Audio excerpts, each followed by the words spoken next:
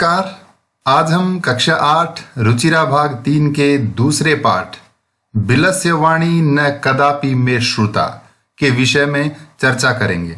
प्रस्तुत पाठ संस्कृत के प्रसिद्ध कथा ग्रंथ पंचतंत्र के तृतीय तंत्र काकोलुकीयम से संकलित है।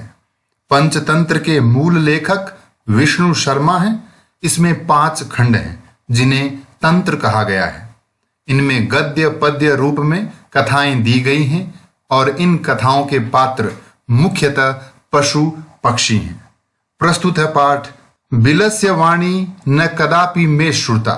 इसका अर्थ है बिलस्य अर्थात गुफा की, वाणी आवाज, न नहीं, कदापि कभी भी, मेरे द्वारा श्रुता सुनी गई अर्थात मेरे द्वारा कभी भी गुफा की आवाज नहीं सुनी गई है।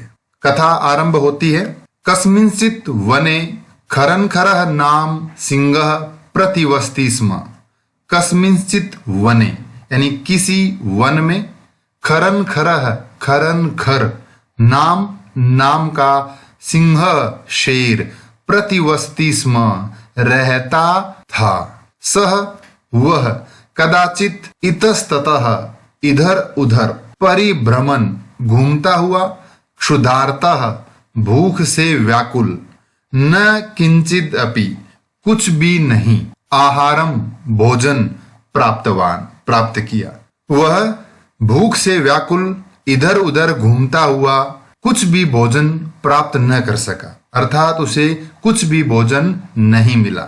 ततः तब सूर्यास्त समय, सूर्यास्त के समय अर्थात दिन ढलने के समय, एकाम महतीम गुहाम, एकाम एक, महतीम बड़ी, गुहाम यानी गुफा को दृष्टवा देखकर, सह अचिंतयत उसने सोचा, नूनम एतस्याम गुहायाम निश्चित रूप से इस गुफा में, रात्रौ रात्रि में, कोपि कोई भी, जीवः जीव, आगच्छति आता है।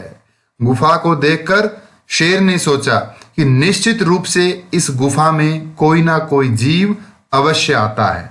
अतः अत्रैव निगूढ़ो भूत्वा तिष्ठामि इति। अतः अत्रैव यानी यहीं, इसी गुफा में, निगूढ़ो भूत्वा छिप करके, तिष्ठामि बैठता हूं इति। उसने गुफा को देखकर सोचा कि इस गुफा में निश्चित रूप से कोई जीव आता है, इसलिए मैं यहीं इस गुफा में छिपकर बैठ जाता हूं। इस गद्यांश से संबंधित सभी कठिन शब्दार्थ और यथासंभव उनके संधि विच्छेद यहां दिए गए हैं। एतस्मिन अंतरे यानी इसी बीच, गुहाया स्वामी गुफा का मालिक, दधिपुच्छः नामकः शृगालः, दधिपुच्छ नाम का शृगाल यानी गीदड़, समागच्छत वहां आया। शेर ये सब सोच ही रहा था और उस गुफा में छिपकर बैठा। तभी इसी अंतर में उस गुफा का मालिक, गुफा का स्वामी, दधिपुच्छ नाम का शृगाल यानी गीदड़ वहां आया। सच और उसने, यावत पश्यति जहां तक देखा, तावत वहां तक, सिंह पद पद्धति ही शेर के पैरों के निशान, गुहायाम प्रविष्टा गुफा में प्रवेश किए हुए, दृश्यते दिखाई देते हैं। न च बहिरागताः लेकिन बाहर आए हुए नहीं। गीदड़ ने आकर वहां देखा कि शेर के पैरों के निशान गुफा में तो गए हुए हैं लेकिन बाहर नहीं आए हुए। शृगालः अचिंतयत गीदड़ ने सोचा, अहो विनष्टोस्मि, ओहो मैं नष्ट हो गया अर्थात मारा गया। नूनम निश्चित रूप से, अस्मिन बिले इस गुफा में, गुहा और बिल दोनों पर्यायवाची हैं। बिल का अर्थ भी गुफा है।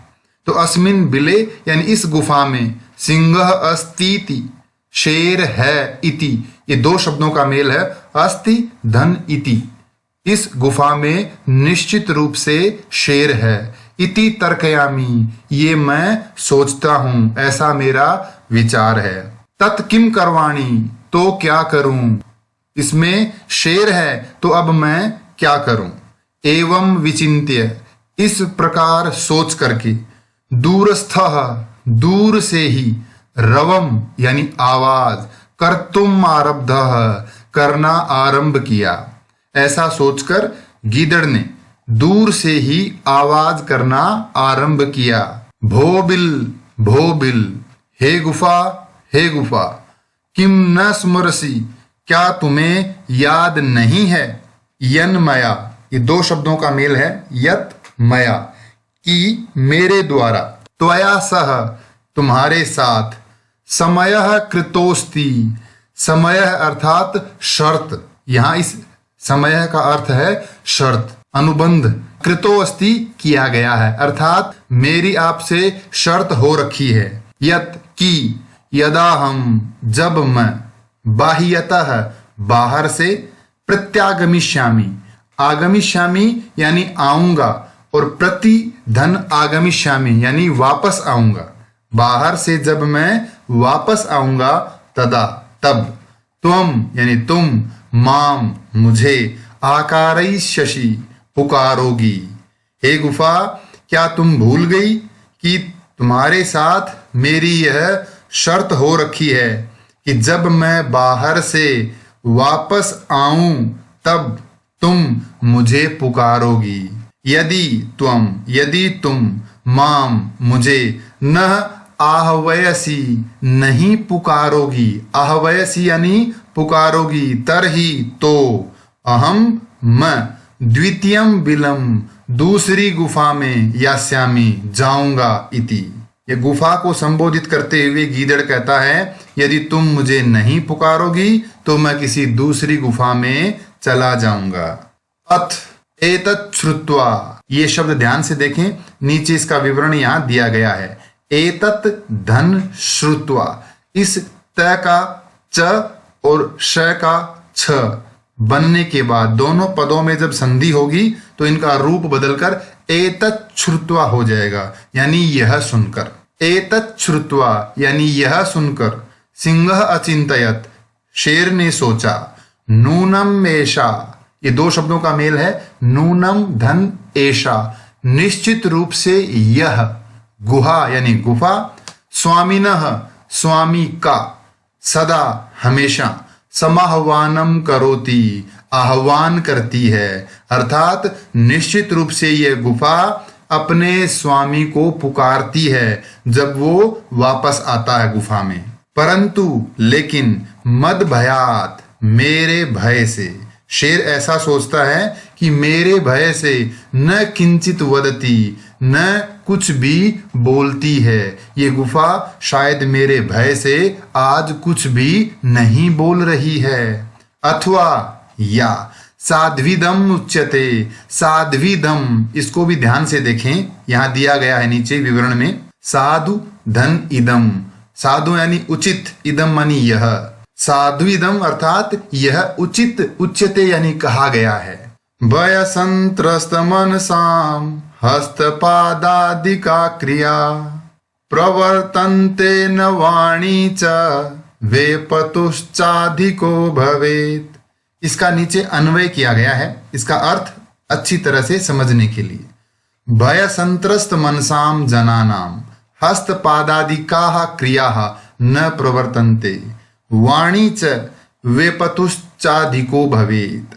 भय संत्रस्त मनसाम अर्थात डरे हुए मन वाले लोगों की, हस्त पादादिका क्रिया, हाथ पैरों आदि से संबंधित क्रियाएं, न प्रवर्तन्ते, नहीं काम करती हैं, अर्थात जो डरे हुए लोग होते हैं उनके हाथ पैर काम करना बंद कर देते हैं। वाणी च, और उन लोगों की वाणी, वे पथुश्चाधिको, ये तीन शब्दों का मेल है, नीचे यहां देखें, वे पथु धन च धन अधिक, अर्थात वे पथु यानी कंपन, च यानी और, अधिक यानी अधिक, अधिक कंपन होता है, यानी उनकी आवाज भी कांपने लग जाती है। जो लोग डरे हुए होते हैं उनके हाथ पैर सही से काम नहीं करते हैं और उनकी आवाज भी कांपने लग जाती है। ऐसा शेर ने सोचा गुफा के विषय में। ये गुफा मेरे भय से आज बोल नहीं रही है। तद हम, अतः मैं, अस्य, इसका, किसका, गीदड़ का, आह्वानम करोमि, आह्वान करता हूं। यानी तो गुफा तो बोल नहीं रही, अतः मैं ही इस गीदड़ का आह्वान करता हूं, अर्थात इस गीदड़ को पुकारता हूं। एवं इस प्रकार सह बिले प्रविश्य, सह यानी वह गीदड़, बिले यानी गुफा में, प्रविश्य प्रवेश करके, में यानी मेरा, भोज्यम भोजन, भविष्यति बनेगा। मैं अगर उसे पुकारूंगा तो गीदड़ सोचेगा कि गुफा ने मुझे पुकारा है, और जो ही वो अंदर आएगा तो वो अंदर आते ही मेरा भोजन बनेगा। इत्थम विचार्य, इत्थम यानी इस प्रकार, विचार्य यानी विचार करके, सिंह शेर, सहसा अचानक, शृगालस्य आह्वानम अकरोत, शृगालस्य यानी गीदड़ का, आह्वानम आह्वान, अकरोत यानी किया, गीदड़ को पुकारा। सिंहस्य शेर की, उच्च गर्जन प्रतिध्वनिना, उच्च गर्जन की प्रतिध्वनि से, यानी तेज गर्जना की प्रतिध्वनि यानी अनुगूंज से, सा गुहा वह गुफा, उच्चैहि शृगालम आहवयत, उच्चैहि यानी जोर से, शृगालम यानी गीदड़ को, आहवयत यानी पुकारती है। गर्जना शेर की है, उस गर्जना की अनुगूंज से वह गुफा और अधिक गूंजती हुई, ऐसी लगी जैसे गुफा तेज आवाज में गीदड़ को पुकार रही है। अनेन अन्येपि, अनेन यानी इससे, इस गर्जना से, अन्य अपि, इस शब्द को ध्यान से नीचे देखें, अन्य धन अपि अर्थात दूसरे भी, पशु है यानी पशु, भयभीता, भयभीत अभवन हुए, उस उच्च गर्जना को सुनकर के दूसरे पशु भी भयभीत हो गए। शृगालो अपि गीदड़ भी, ततः वहां से, दूरम पलायमानः दूर भागता हुआ, इमम पठत यह पढ़ा, अर्थात ये कहा, गीदड़ ने वहां से दूर भागते हुए ये कहा, अनागतम यह कुरुते सशोभते, सशोच्यते यो न करोत्यनागतम, वनेयत्र संस्थस्य समागता जरा, बिलस्य वाणी न कदापि में श्रुता। इसका अन्वय, इस श्लोक को अच्छे से समझने के लिए इसका अन्वय यहां दिया गया है। यह अनागतम कुरुते स शोभते, यो अनागतम न करोति स शोच्यते, अत्र वने संस्थस्य जरा समागता, बिलस्य वाणी में न कदापि श्रुता। अर्थात यह यानी जो, अनागतम आने वाले को, अर्थात जो आया नहीं है, आने वाला है ऐसे संकट को या दुख को, कुरुते करता है, क्या, विचार, उसका समाधान ढूंढता है, स शोभते वह सुशोभित होता है, अर्थात वह सुखी रहता है। जो व्यक्ति समस्या आने से पहले उसका समाधान ढूंढ लेता है वह सुखी होता है। यो अर्थात मूल शब्द है यह, जो, अनागतम आने वाले दुख को, न करोति समाधान नहीं ढूंढता है, उस पर विचार नहीं करता है, सह यानी वह व्यक्ति, सोच्यते दुखी होता है। अत्र यहाँ, वने वन में, संस्थस्य रहते हुए का, जरा समागता, जरा यानी बुढ़ापा, समागता यानी आ गई। यहाँ इस वन में रहते रहते मुझे बुढ़ापा आ गया, अर्थात मैं बूढ़ा हो गया, लेकिन बिलस्य वाणी गुफा की आवाज में मेरे द्वारा न कदापि श्रुता कभी भी नहीं सुनी गई। इस श्लोक की अंतिम पंक्ति के आधार पर ही इस पाठ का शीर्षक दिया गया है, बिलस्य वाणी न कदापि में श्रुता, अर्थात गुफा की वाणी कभी भी मेरे द्वारा नहीं सुनी गई। धन्यवाद।